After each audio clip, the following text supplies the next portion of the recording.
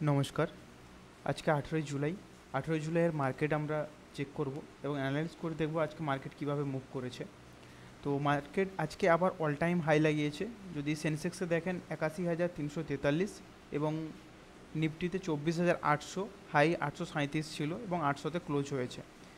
তো আমরা যদি চার্টে দেখি, নিফটি ফিফটির আজকে যদি চার্ট দেখি, তো নিফটি ফিফটি ডে শুরুতে যদি আমরা চেক করি, ওপেন হয়েছিল অনেকটা ডাউনে এবং এর যে সাপোর্ট ছিল 24,522, যে সাপোর্টটা এর আগেও দেখতে পাওয়া গেছে।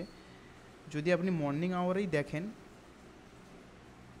9:30-এ 15ই জুলাই সোমবারের যদি ফার্স্ট আওয়ারে দেখেন, সেম জায়গাতে সাপোর্ট নিয়েছিল মার্কেট।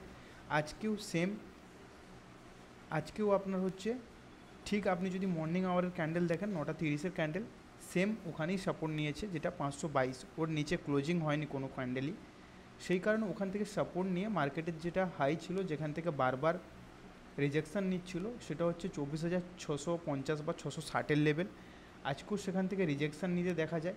রিজেকশান নেওয়ার পরে সেম আবার যদি দেখেন 24,522-এর বা 530-এর যে লেভেল, সেখানে এসে আবার মার্কেট সাপোর্ট নেয় এবং সেখানে সাপোর্ট নেওয়ার পরে যে মার্কেটে মুভমেন্ট এসছে কন্টিনিউয়াসলি প্রাইস অ্যাকশনের সাথে, মার্কেটে যে মুভমেন্ট দেখতে পাওয়া গেছে 24,837 পর্যন্ত। এবং এখানে যদি আপনি দেখেন ফার্স্ট 24,660-এর যে লেভেল ছিল, এটা ব্রেকআউট যে হয়েছে, ব্রেকআউটের পরে কন্টিনিউয়াসলি একটা মুভমেন্ট দেখতে পাওয়া গেছে। তারপরে আমি আগের ভিডিওতে দিয়েছিলাম 748 বা 750-এর কাছে একটা রেজিস্ট্যান্স জোন আছে, সেখানেও মার্কেট সাপোর্ট নিয়েছে। সেখান থেকে একবার যদি দেখেন, এখান থেকে রিজেকশান নিয়েছিল, কিন্তু তারপরে যা ব্রেকআউট হয়েছে এবং market new all time high লাগিয়েছে। তো নিফটি ফিফটির যদি গ্রাফ দেখেন, এরপরে যদি আমরা প্ল্যানিং করি, তো অবশ্যই ইম্পর্টেন্ট লেভেল যেগুলো হবে 750 এবং 700 লেভেল এবং তার নিচে 660-এর লেভেল। এই লেভেলগুলো ডাউন সাইডে এবং আপ সাইডে 900 বা 950-এর রাউন্ড ফিগার লেভেল দেখতে পেতে পারি।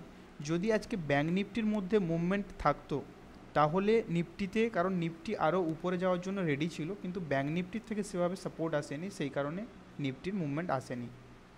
যদি ব্যাঙ্ক নিফটির ক্ষেত্রে দেখি, ব্যাঙ্ক নিফটি সেম জোনের মধ্যে রয়েছে। 800-র যে লেভেল, সেখান থেকে বারবার রিজেকশান এসছে।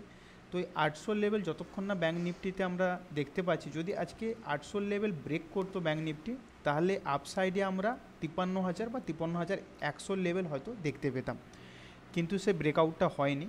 তো আমরা ব্যাঙ্ক নিফটিতে সেম যা জোন ছিল সেগুলোই থাকবে, ঠিক আছে। এবং আপসাইডে 52,800-র যে লেভেল, এটা একটা ভাইটাল লেভেল আবারও আমরা দেখতে পাচ্ছি।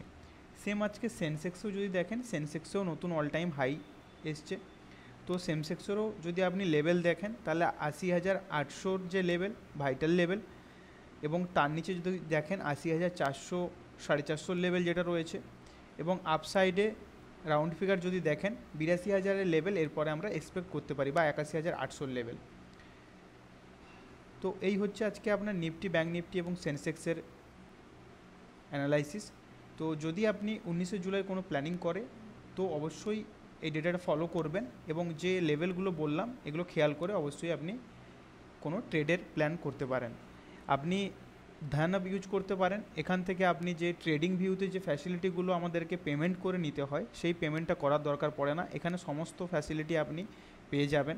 এখান থেকে ডাইরেক্ট আপনি ট্রেড নিতে পারবেন, যে কোনো ট্রেডে এন্ট্রি নিতে পারবেন, এবং এখানে স্টপ লস বা সব কিছুই চার্ট থেকে আপনি কন্ট্রোল করতে পারবেন।